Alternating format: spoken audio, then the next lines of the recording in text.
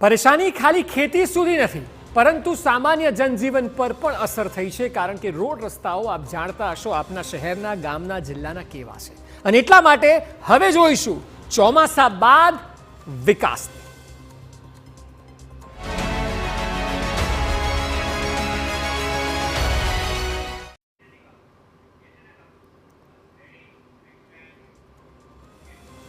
આમ તો ગુજરાતને વિકાસશીલ રાજ્ય તરીકે પ્રોજેક્ટ કરવામાં આવે છે, પરંતુ શું આવું ખરેખર છે? હકીકત તમે અને હું બંને જાણીએ છીએ. વરસાદ બાદ રોડ રસ્તામાં જે ખાડા પડ્યા છે તે સાબિતી છે કે વિકાસ ખાડે ગયો છે.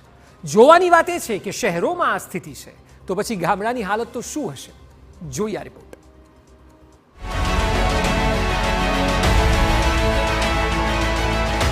વરસાદ બાદની હાલાકી, ખાડામાં શહેરની સ્થિતિ.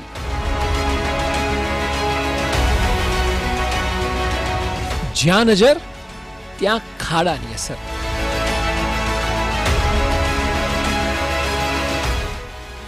રસ્તા પર વિકાસ. સામાન્ય રીતે ગુજરાતને વિકાસશીલ રાજ્ય ગણાવવામાં સરકાર જરા પણ પાછી પડતી નથી, પરંતુ આ જુઓ તો ખરા, તમારી નજર જાય ત્યાં તમને ખાડા જોવા મળશે. અને પાછું ચોંકાવનારી બાબત તો એ કે આ સ્થિતિ તમે જે જોઈ રહ્યા છો તે શહેરોની છે. અને જો શહેરોની આ સ્થિતિ હોય તો પછી ગ્રામીણ વિસ્તારની કે અન્ય નાના નાના જિલ્લાઓના અંતરિયાળ વિસ્તારોની સ્થિતિ શું હશે? કલ્પના પણ ન કરી શકાય.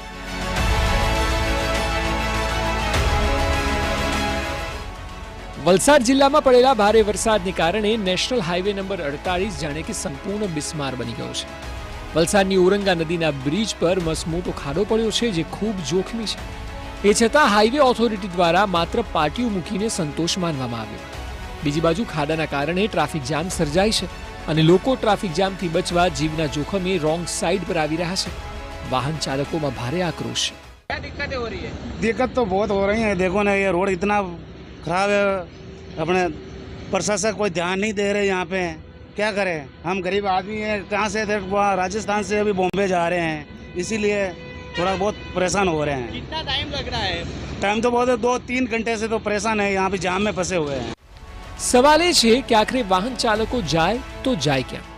હાઈવે ઓથોરિટી દ્વારા માત્ર ને માત્ર ખાડા ઉપર પાટીઓ મૂકીને સંતોષ માનવામાં આવ્યો છે. આપને દ્રશ્યોમાં બતાવવા માંગીશ કે જે રીતે કેટલી હદ એ મોટો ખાડો પડ્યો છે. અગાઉ પણ TV9 દ્વારા અહીં તો અહેવાલ પ્રસારિત કરવામાં આવ્યો હતો અને ત્યારે TV9 દ્વારા શંકા સેવામાં આવી હતી કે અહીં જ મોટી હોનારત સર્જાય તેમ છે, પરંતુ મસ્ત મોટો ટોલટેક્સ ઉઘરાવતી જે હાઈવે ઓથોરિટી છે તેના દ્વારા કોઈપણ જાતની નક્કર કાર્યવાહી નહીં કરાતા પરિણામ સામે આવ્યું છે.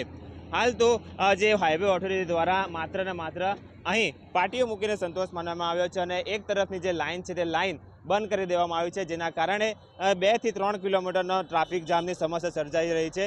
વારંવાર રજૂઆતો કરવા છતાં પણ અહીં કોઈપણ જાતની નક્કર કાર્યવાહી નહીં કરાતા હાલ તો અમદાવાદથી મુંબઈ તરફ જતા જે વાહન ચાલકો છે તે મુશ્કેલીમાં મુકાયા છે. બીજી તરફ અહીંથી વાહન ચાલકો છે લાંબા ટ્રાફિકમાં ન ફસાય તેના કારણે રોંગ સાઈડે પણ જવા મજબૂર બન્યા છે. ત્યારે અહીંથી પસાર થતા વાહન ચાલકો દ્વારા એક જ માંગ કરવામાં આવી રહી છે કે તાત્કાલિક અસરથી જે તે આ ખાડો પૂરવામાં આવે. આ તરફ સુરતમાં પણ રસ્તાની બિસ્માર હાલત અને ખાડાની સમસ્યાઓ જોવા મળી. અહીંના ભીમપોર ગામે રસ્તાના સમારકામ માટે હોબાળો થયો. આ હોબાળો થવાનું કારણ એ હતું કે સ્થાનિકોનું માનવું છે કે રસ્તાના સમારકામમાં પ્રશાસન દ્વારા રીતસરની વેઠ ઉતારાય છે. સાથે જ ખાડામાં પાથરેલા ડામર કપચી થોડા દિવસમાં ઉખડી જાય છે તેવો દાવો કરાયો. અને એટલે જ SMCના કર્મચારીઓની કામગીરીનો સ્થાનિકો દ્વારા વિરોધ કરાયો. વિરોધ એટલી હદે કે અધિકારીઓએ સ્થળ પરથી જવાની ફરજ પડી. આ તરફ ભાવનગર શહેરની પણ સ્થિતિ દયનીય છે. અહીં તો વાહન ચાલકો બરાબરના પરેશાન થઈ રહ્યા છે. રોડ પર વાહન હંકારી શકે તેવી સ્થિતિ રોડની નથી લાગી રહી, પરંતુ પ્રજા કરે શું? પરેશાન થઈને પણ આ જ રોડ રસ્તાનો ઉપયોગ કરવો પડે છે અને આ સિવાય છૂટકો પણ નથી જનતા પાસે. ખાસ કરીને મંત્રેશ કોમ્પ્લેક્સથી સુભાષનગર જતો રોડ અને પરા વિસ્તારના અનેક રોડ રસ્તાની હાલત કફોડી દેખાય છે. આ તમે જોઈ શકો છો, આ રોડની હાલત ઘણા વર્ષોથી કથળાઈ ગયેલી છે.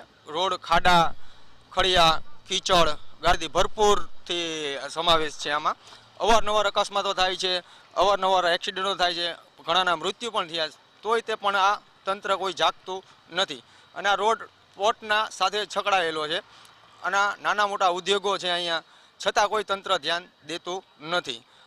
આ તરફ વિપક્ષનું કહેવું છે કે ભાવનગરમાં સૌથી હલકી ગુણવત્તાનું મટીરિયલ રોડ રસ્તાના સમારકામમાં વપરાય છે.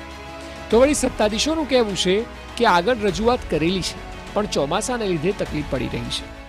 વનતરેશ કોમ્પ્લેક્સના રોડ માટે અમે સરકારમાં લેટર લખ્યો છે કે આ રોડ આરએનબીના ઓલામાં આવતો હોય તેઓને અનેક વાર અમે વિનંતી કરી પણ તેઓ કરી શક્યા નથી. તેથી અમે કોર્પોરેશનને અમને આ રોડ આપી દે અને અમે જ આ નવો રોડ બનાવીને અમારા જ દ્વારા તૈયાર કરી આપશું એવું લેટર લખ્યો છે. આ ઉપરાંત જે આ 2 રોડની ફરિયાદ કરી એ ફરિયાદ આવી છે, અમારા નગરસેવકો દ્વારા પણ આવી છે. પણ ચોમાસું હોવાથી આ રોડ પાસ થઈ ગયા હોવા છતાં અમે બનાવી શકતા નથી.